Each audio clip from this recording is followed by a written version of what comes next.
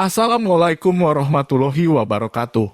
Kali ini memberi sedikit tentang Brignya Islam Jamaah atau Lemkari atau LDII. Silahkan nilai sendiri, adapun sumber diambil dari alislam.or.id. Jangan lupa like dan subscribe-nya. Sekitar tahun 1940-an sepulang Al-Imam Nur Hasan Ubaidah Lubis Amir Madigol dari mukimnya selama 10 tahun di Makkah. Saat itulah masa awal dia menyampaikan ilmu hadits mangkulnya. Juga mengajarkan ilmu bela diri, pencak silat, kanuragan, serta kirwat. Selain itu juga ia biasa melakukan kawin cerai, terutama mengincar janda-janda kaya. Kebiasaan itu benar-benar ia tekuni hingga ia mati 1982 m. Kebiasaan lainnya adalah mengkafir-kafirkan dan mencaci maki para kiai atau ulama yang di luar aliran kelompoknya dengan cacian dan makian, sumpah serapah yang keji dan kotor. Dia sering menyebut-nyebut ulama yang kita kaum Sunni muliakan, yaitu Prof. Dr. Buya Hamka dan Imam Ghazali dengan sebutan, maaf sekali lagi maaf, mereka menyebutnya Prof. Dr. Buya Hamko dan Imam Ghazali. Juga dia sangat hobi membakar kitab-kitab kuning pegangan para kiai atau ulama NU, kebanyakan dengan membakarnya di depan para murid dan pengikutnya.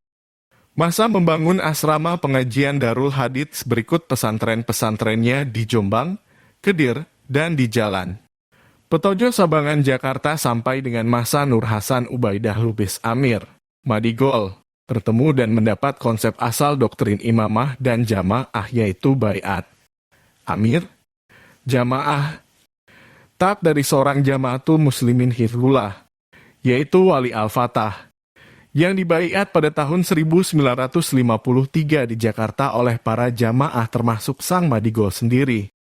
Pada waktu itu Wali Al-Fatah adalah Kepala Biro Politik Kementerian Dalam Negeri RI zaman Bung Karno. Masa pendalaman mankul Quran hadis tentang konsep baiat, amir, jamaah, dan taat itu sampai tahun 1960.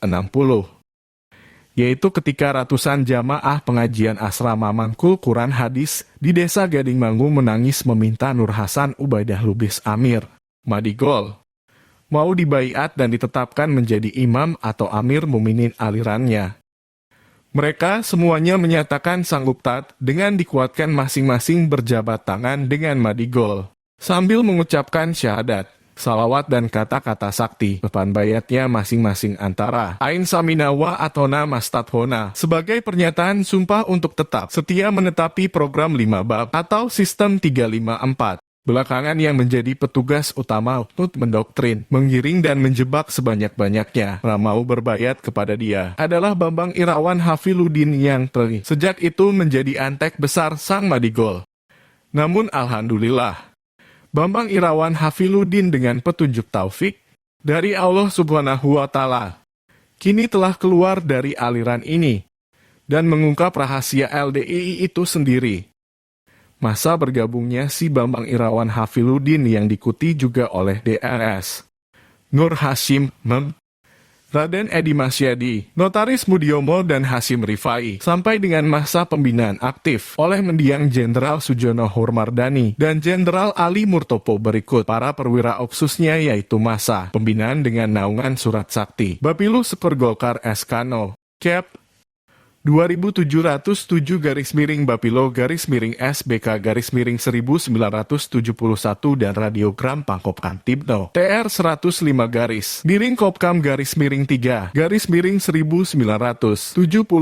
atau masa Lemkari sampai dengan saat Lemkari dibekukan di seluruh Jawa Timur oleh pihak penguasa di Jawa Timur atas desakan keras MUI, Majelis Ulama Indonesia, Jatim di bawah pimpinan KH Misbah.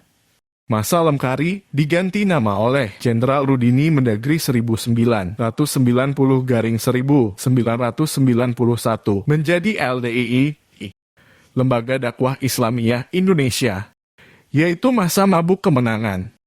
Karena merasa berhasil go internasional. Masa sukses besar setelah Madigol berhasil menembus Singapura, Malaysia, Saudi Arabia, bahkan kota suci Makkah. Kemudian menembus Amerika Serikat dan Eropa. Bahkan sekarang Australia dengan siasat takiyahnya Fatkonah, Bitkonah, Budi luhur-luhuring budi, yang lebih-lebih tega hati dan canggih.